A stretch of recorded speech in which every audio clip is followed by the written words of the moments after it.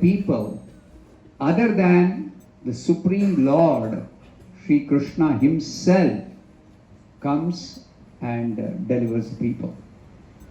So, for this reason, he began to worship Krishna. Particularly, he chose to worship Krishna in the form of Shalagrama Shila. Why? There are several reasons, but two important reasons I'll mention. Shalagrama Shila is self-manifest deity in this world. Shalagrama Shila is Krishna appearing in the form of a stone with certain markings, and you directly take the Shalagrama Shila and begin worshipping. You don't have to do what is called as prana pratishta. You don't have to install this deity. This is very, very special deity of Krishna.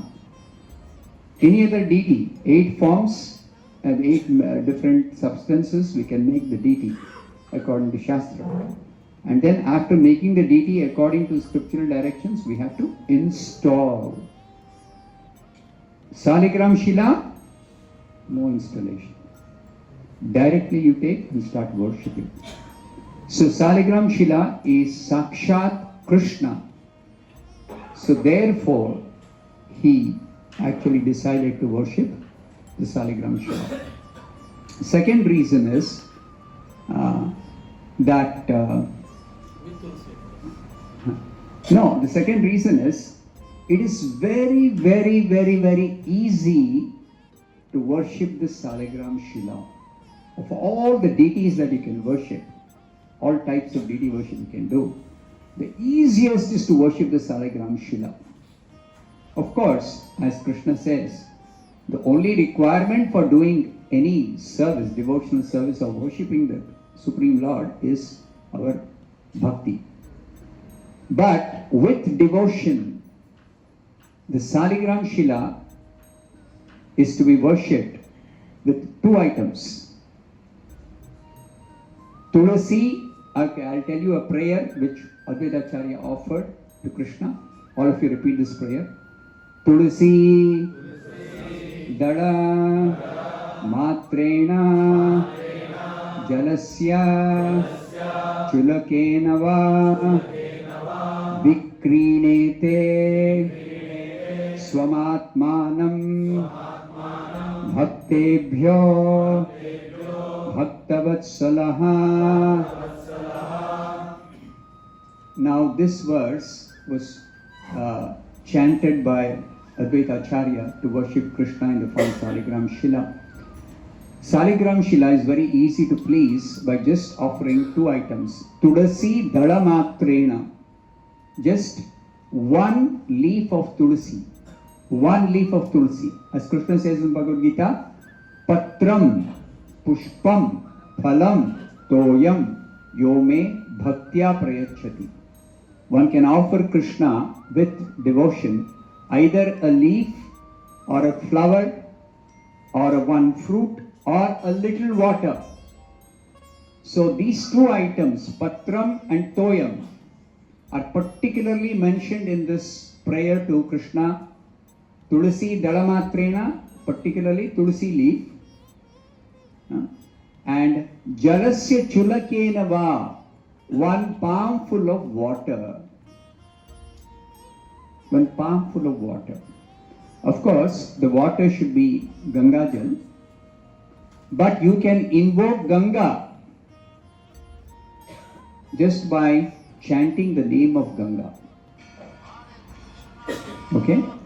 And just these 2 items, Krishna says, if it is offered with devotion, particularly to the Shalagrama Shila, Krishna thinks that there is nothing in my possession that is equivalent to 1 tulsi leaf and a palm full of water offered with devotion by my devotee.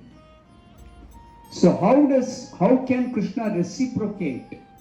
He can't just receive whatever the devotee is offering with love and devotion and be just be just neutral about it. He has to give back something. He has to reciprocate. So Krishna considers, what can I give my devotee? My devotee will never accept anything that I give which is actually in my possession. My devotee doesn't want anything. In exchange for what the devotees offer, they don't want anything. So what can I give? And then Krishna thinks I have nothing in my possession which is equal to any of these two items. So he himself, vikrinete swamatmanam, he sells himself completely to his devotee. He offers himself to his devotee in exchange for just one tulsi leaf and a palmful of water offered with devotion. This is the way Krishna reciprocates. So this prayer from the Gautamiya Tantra came to the mind of Advaita Acharya. How to actually make sure that Krishna comes down for this purpose of delivering the whole world. So he decided to worship the Shalagrama Shila, and based on this prayer, he was sure that Krishna will definitely come down and answer my prayer if I offer the Shalagrama Shila with devotion, just one tulsi leaf and a palmful of water. Vikrinete swamatmanam bhaktebhyo bhaktavatsalaha. Because Krishna is very, very, very, very, very affectionate to his devotees. Krishna is very affectionate to his devotees. So in exchange for the devotees offering one tulsi leaf and a palmful of water, Krishna sells himself to his devotee. When Durvasa Muni approached Krishna in Vaikuntha, so he was seeking protection against the attack of the Sudarshan Chakra. So Vishnu said, of course he approached Vishnu in Vaikuntha, Narayana. So Narayana said, I am not independent. I have sold myself to my devotees. I am the property of my devotees. So, if at all you want anything from me, you have to go to my devotee. I can't give you because I'm not independent. I'm not free. So, like that, actually, this prayer also says, Krishna sells himself to his devotee. So, therefore, Krishna is the property of his pure devotees. We have got pure devotion to him. Krishna is the property of his pure devotees. Kunti Devi also says this. Tvam akinchana gocharam. So such akinchana devotees, Krishna is their property. Bhaktivinoda Thakur also says, Krishna se tomara, Krishna dite paro, tomara shakati ache. The Vaishnava Acharya, Krishna is his property. So Krishna can be given to us. If we want Krishna, then Prabhupada. Only Prabhupada can give us Krishna. Nobody else can give us. So Advaita Acharya worshipped with this prayer, and Chaitanya Mahaprabhu appeared in answer to Advaita Acharya's prayers. Hare Krishna. Maharaj, the three reasons. Okay, what are the three internal reasons? I thought I had no time. No, plenty of time. Prashad is not. They're not time, okay. Okay.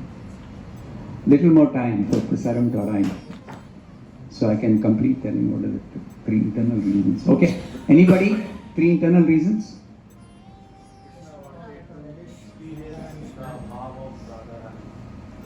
Okay, now whenever you give the answer, try to give the answer based on the Shastra. So there is one verse in the Chaitanya Charitamrita which says what are these three internal reasons. I haven't yet found the two external reasons as one verse anywhere in the Chaitanya Charitamrita. It is there, but I still not found it. Okay. There is one verse, the 6th verse of the first chapter of the Adi Leela. Can you open it, Krishna Bhakti? Shri Radhaya Pranaya Mahima Kidrusho Vanye Yaiva. What is the next line? Exactly when I have to chant, I'll not remember. Other times I can remember. Swadhya Yenadbhuta Mad. Please better read it. 6th verse of the first chapter of the Adi Leela. Got it. That's it. Shloka. He got the translation. Let me get the shloka. What is happening? Shri Radhaya Pranaya Mahima Kidrusho Vanye Eva Swadyo Yenadbhuta Madhurima Kidrusho Va Madiyaha Saukhyam Chasya Mad Anubhavataha Kidrisham Veti Lobhat Tad Bhavadyas Samajani Shachi Garbha Sindau Harinduhu. Now these first six verses are prayers offered by Srila Krishnadas Kaviraj Goswami, the author of Sri Chaitanya Charitamrita, to Chaitanya Mahaprabhu. So this is a prayer offered by him to Chaitanya Mahaprabhu. This describes the 3 internal reasons for Chaitanya Mahaprabhu's appearing in this world. So the prayer itself contains the reasons directly. Desiring to understand the glory of Radharani's love, the wonderful. Okay, that's the first reason. Desiring to understand the glory of Radharani's love.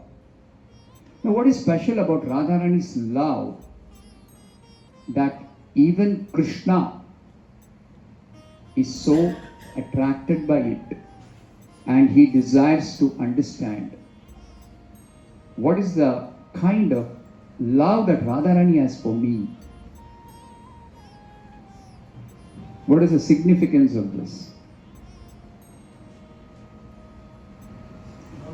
See, Krishna loves Radharani, Radharani loves Krishna. Okay, it's mutual, reciprocal. Okay. But Krishna is actually seeing that the pleasure I experience by loving Radharani, the happiness I get by loving Radharani, Krishna is unlimited Lord. Everything about him is unlimited. Obviously, he experiences unlimited pleasure in loving his devotees, particularly Radharani. Okay. But still, Krishna feels that Radharani experiences more happiness in her devotional service to me, offering her love to me, her loving service, than I experience in actually loving Radharani or serving Radharani or offering my reciprocation to Radharani. So he is very curious. How is it that Radharani is experiencing more happiness, more pleasure than me in her devotional service to me? So Krishna is unable to figure this out, fathom this, understand this. So in order to understand this, he takes the position of Radharani as a devotee, and he himself worships Krishna, he himself serves Krishna, he himself offers his love to Krishna. Okay, so that is Chaitanya Mahaprabhu. So the first reason is desiring to understand the glory of Radharani's love. The second one is the wonderful qualities in him that she alone relishes through her love. Krishna is full of unlimited wonderful qualities. But who is able to relish those wonderful qualities? The best devotees relish those qualities, of course, of Krishna. They're full of appreciation and they treasure that. Krishna's wonderful qualities. And there is a verse in the Bhagavatam, first canto, which Chaitanya Mahaprabhu explained in 61 ways. Atma Rama verse. What does that verse say? Atma Ramascha Munayo Nirgrantha api Urukrame Kurvanti Ahetukim Bhakti Ittham Bhuta Guno Harihi. Okay, this very big explanation is there. Ittham Bhuta Guno Harihi. Krishna is able to attract everybody in the whole creation existence by his unlimited qualities. And because each jiva, each devotee has got something unique in their constitution. So, if you are attracted by one particular quality of Krishna, I'll be attracted by some other quality of Krishna. Somebody else will be attracted by some other quality of Krishna. So there are no qualities which is lacking in Krishna, which will attract every single jiva, every single devotee to Krishna. Therefore, Krishna is the only one who is all attractive. Krishna is the only one who is all attractive. But in spite of Krishna having all the wonderful qualities by which he attracts everyone, still he is wondering what is the special thing about Radharani that she alone relishes through her love all those wonderful qualities in Krishna. So he wants to know that. So that is the second reason why he appears as Chaitanya Mahaprabhu. He takes the position of Radharani and tries to relish those qualities in him, in Krishna, which Radharani otherwise alone relishes.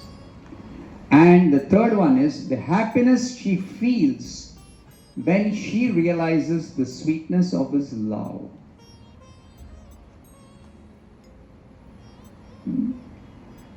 There is a happiness in all kinds of reciprocation of Krishna. When a devotee prays to Krishna for anything, Krishna is very pleased to actually award that whatever the devotee asks, of course, provided you ask with devotion. Even otherwise, if somebody doesn't ask with devotion, still, Krishna will award whatever anybody asks, because he is situated as Paramatma in everyone's heart, in the material world. And people don't have devotion in this material world. When they go to God, or even go to a demigod, or even perform some pious activities, it's ultimately Krishna only who awards the result of somebody's pious activities, or the result of worshipping demigods, or the result of even atheists doing hard work. Atheists doing whatever they do to get some fulfillment of desire, including the asuras. It is Krishna alone as Paramatma who satisfies all his desires. Okay. So, Krishna actually satisfies everyone's desires. And particularly he is very pleased to satisfy his devotees who never ask him anything. So Krishna is looking for, what does my devotee want? What is he lacking? What will satisfy him? The devotees don't ask, pure devotees don't ask anything from Krishna. So what will Krishna do? Krishna is always looking for an opportunity to serve his devotees in any way he can. Just like devotees are always looking for opportunity to serve Krishna in all possible ways to please him. Same way. So, now Radharani, she relishes. Okay. Now last reason. The happiness she feels when she realizes the sweetness of his love. That is the third reason. Now, Krishnadas Kaviraj Goswami says, I'll complete this translation. The Supreme Lord Hari, richly endowed with her emotions, appeared from the womb of Srimati Shachi Devi as the moon appeared from the ocean. Hare Krishna.